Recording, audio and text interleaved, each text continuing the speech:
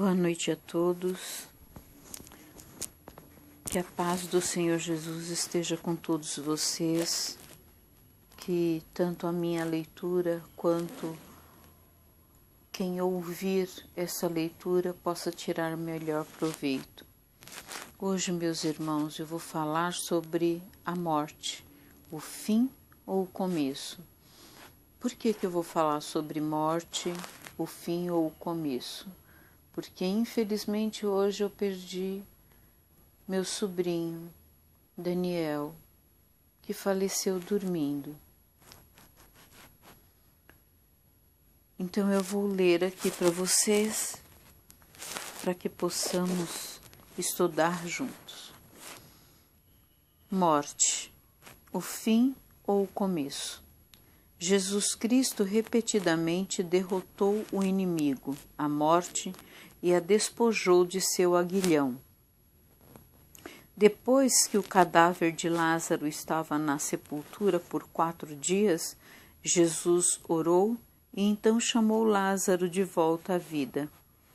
Quando Jesus chegou à casa de Jairo, encontrou morta sua filha de 12 anos de idade. Ele tomou a criança pela mão e lhe disse que se levantasse.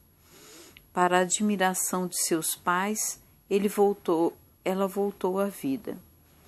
Jesus parou um cortejo fúnebre em Naim. Ele tocou o esquife do único filho de uma viúva e lhe ordenou que voltasse a viver.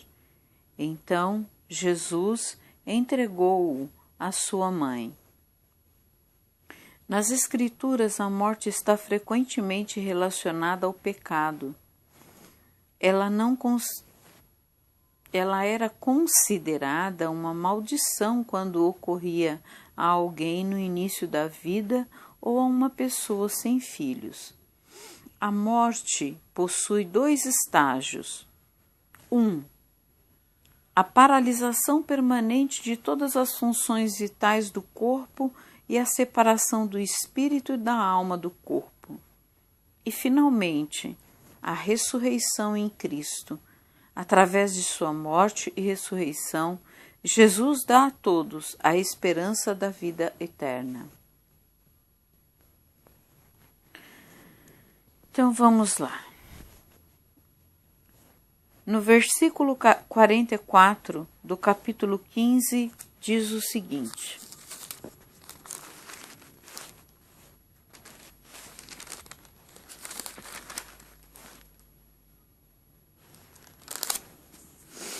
semeia-se corpo animal, ressuscitará corpo espiritual.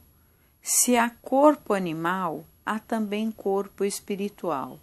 Assim está também escrito: o primeiro homem, Adão, foi feito em alma vivente, o último Adão em espírito vivificante.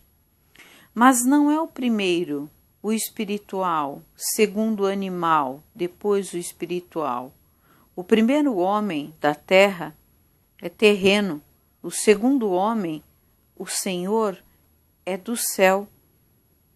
Qual o terreno? Tais são também os terrenos, e qual o celestial? Tais também os celestiais.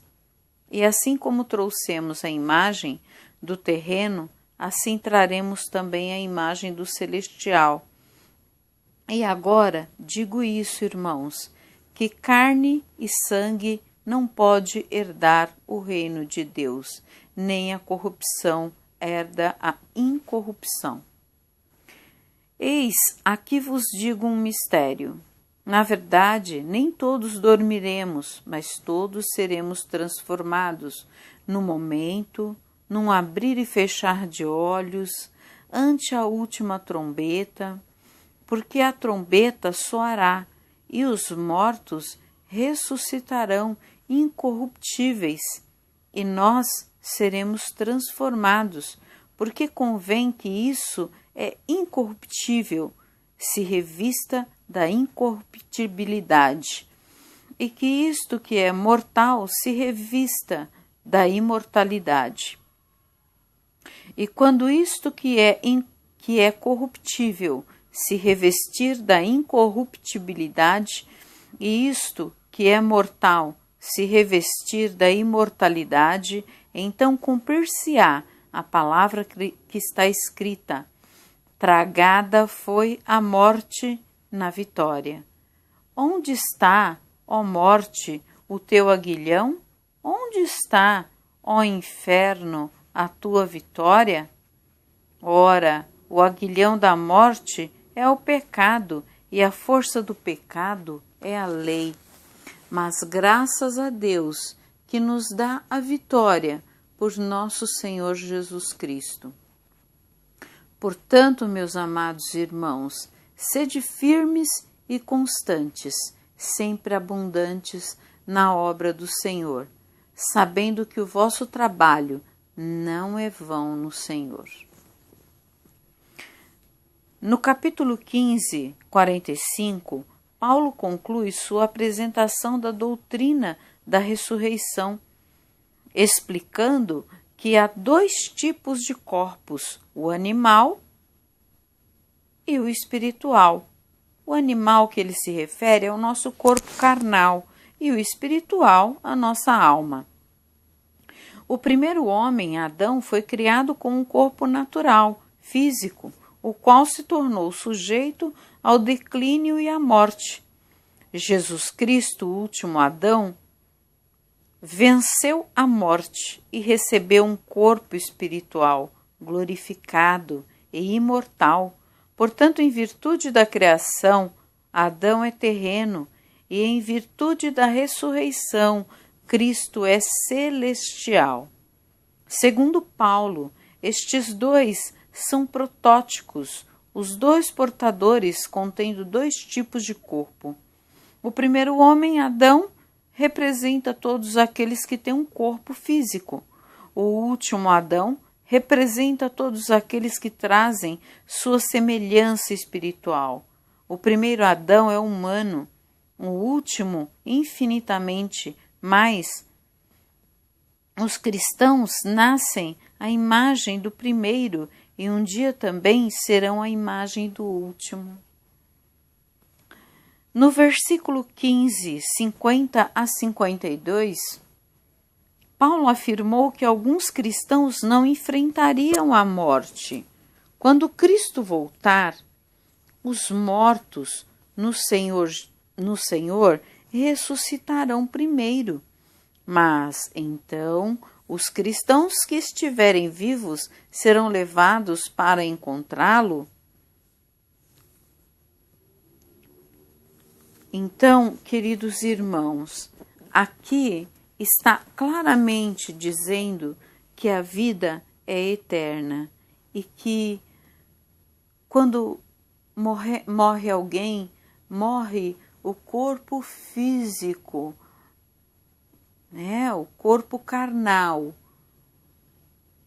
E esta pessoa, esta alma, este espírito, renasce no mundo espiritual, no plano espiritual, porque aqui está escrito que a vida é eterna. Então a vida do meu sobrinho Daniel não acabou aqui, só acabou a vida carnal dele. Agora ele tem um corpo espiritual, ele vive no plano espiritual, assim como Jesus ressuscitou. Todos nós ressuscitaremos após o terceiro dia da nossa morte, assim como aconteceu com Jesus.